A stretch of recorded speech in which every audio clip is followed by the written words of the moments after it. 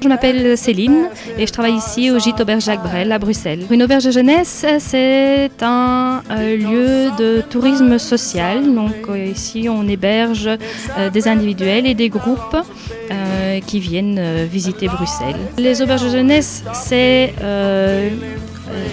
une association qui existe en Belgique depuis le début du XXe siècle. La notion d'auberge de jeunesse était inventée au début du XXe siècle en Allemagne, et puis les fédérations nationales ont commencé à se mettre en place. Et donc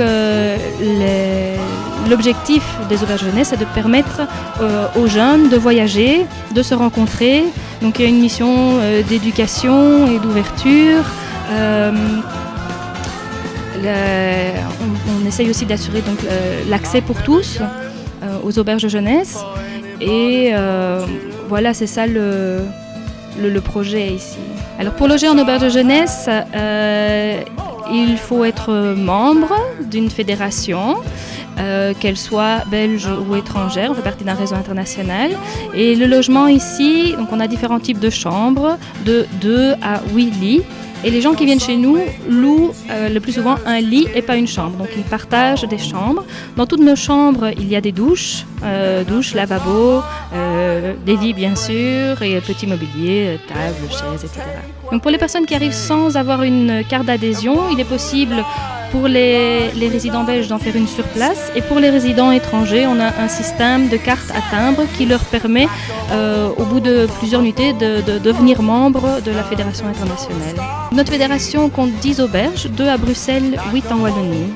Donc dans les espaces communs, on a Internet, accès Wi-Fi, une salle de jeu qui est ouverte tous les soirs et toute la journée le week-end, un bar qui ouvre tous les soirs également de 19h à 1h du matin, où il y a également de la petite restauration.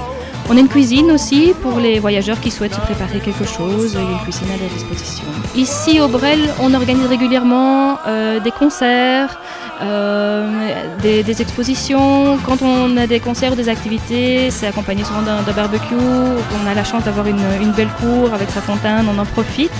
Il y a régulièrement des expositions sur des thématiques de mobilité ou bien des thématiques artistiques. On a eu récemment une exposition sur le slam avec des concerts. Voilà, c'est les activités principales ici, aussi des activités avec le voisinage, donc avec l'association de quartier qui a ici ses paniers bio, qui vient les chercher toutes les semaines. On essaye de rester en contact aussi avec le quartier.